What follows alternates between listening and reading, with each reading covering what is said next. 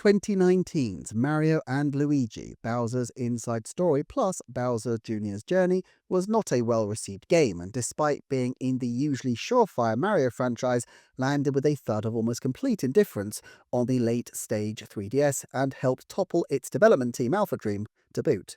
Still, with 20 syllables, it was, as far as I can find, the game that held the crown for the longest English-language Nintendo title, though others people might have spotted different games that precluded it and that had longer titles indeed. But recently we have some new contenders entering the ring. Firstly, we have Super Mario Party Nintendo Switch 2 Edition plus Jamboree TV, which pipped the previous winner to the post at 21 syllables. And then we had Super Mario Bros. Wonder Nintendo Switch 2 Edition plus Meetup in Bellabelle Park, which blew the record completely out of the water with 25 whole syllables. Along the way, there have been other near misses, including The Legend of Zelda Tears of the Kingdom Nintendo Switch 2 Edition and Kirby and the Forgotten Land Nintendo Switch 2 Edition plus Starcross World. But nothing has quite competed with the polysyllabic power as the Wonder game.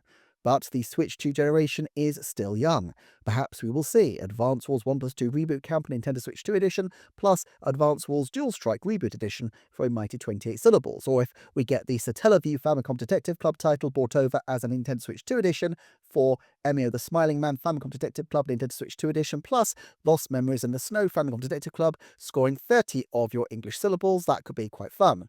And who knows, we may one day see The Legend of Zelda Mystical Seed of Power plus The Legend of Zelda Mystical Seed of Wisdom remake plus The Legend of Zelda Mystical Seed of Courage, which would clock in at, appropriately enough for a Zelda title, 33 syllables, and would see the long-awaited dream of the Oracle's games in their original titles being revived on the Nintendo Switch in a remake form.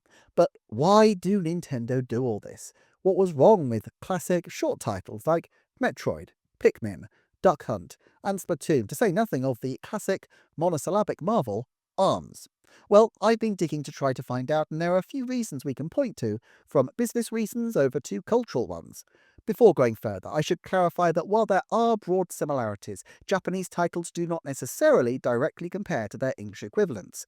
As far as I can tell, Bowser's Fury in Japan is Fury World, and Bellabelle Park is Rinrin Park, a name clearly chosen for its onomatopoeic qualities, and as we'll see, onomatopoeia seems to be more common in Japanese titles as a rule. Nintendo does take great care, though, to consider the English implications of the titles they choose, even if their native language is Japanese. Developer interviews discussed the significance of Bonanza for Donkey Kong Bonanza and what Tears of the Kingdom would mean, which of course makes sense because they do want titles that create the correct resonances in different markets. The subtitle Beyond in Metroid Prime 4 was, as they say, discussed with people in Japan and America, and indeed Europe, to find a title with the right resonance for what the producers aspired to achieve. This doesn't get us further on the length of titles though, so let's start with the business reasons, and in many respects, the first duty that leads to these long titles is their commitment to utter clarity. I do think Nintendo learned a harsh lesson from the failure of Wii U to, on any level as a title, communicate what the machine actually was. Yes, with the Wii, they kind of got away with doing something completely left field because the machine itself turned out to be so successful that people understood what the thing was, and Wii just became the name of that thing. But if people don't understand what the thing is, you need the name to describe it, and Wii U, of course, didn't do that at all. Nintendo's current pitch to consumers is comprehensible but not overly clear. There are 3 Switch models, 1 Switch 2 model, games which appear on either console or both. Names can help delineate which options belong where, and this is where the extra clarity of a longer name can be of some assistance. So by the Nintendo Switch 2 Edition moniker, this has an obvious benefit of being a common identifier of the upgraded versions of games. By building this into the title itself, it unambiguously clarifies the status of the game. Indeed, you could say that almost all the titles are broken down to ensure maximum clarity. Take Super Mario Bros. Wonder Nintendo Switch 2 Edition plus Meetup in Bellabelle Park. We get that it's part of the Super Mario Bros. Series, which of course itself is broken down into Super Mario and the specific Brothers category. Then we get the specific title Wonder, then the Nintendo Switch 2 edition tag, but it's Meet Up in Bellabelle Park that adds the surprise and delight of something a little bit unexpected. I think this is deliberate. With the prosaic responsibilities of identifying the game's category dispensed with, the rest of the title needs to inject some kind of surprise and twist and something that will catch people's attention. Jamboree TV clearly puts to mind the feature of you being on the TV. Starcross World is obviously a more floaty Kirby-style title designed to attract people who like those sorts of games. Meet Up in Bellabelle Park, though, concentrates on the idea of multiplayer, meeting up, and suggests a more open and fluid kind of play, an open park rather than a set of courses. These titles aren't without meaning, and of course the audience is subtly different to the base games. They need to unambiguously convey to people who enjoyed the original titles that this is a new experience, something odd and different and worth therefore spending additional money to buy. In this way, the title is actually in different parts for different audiences.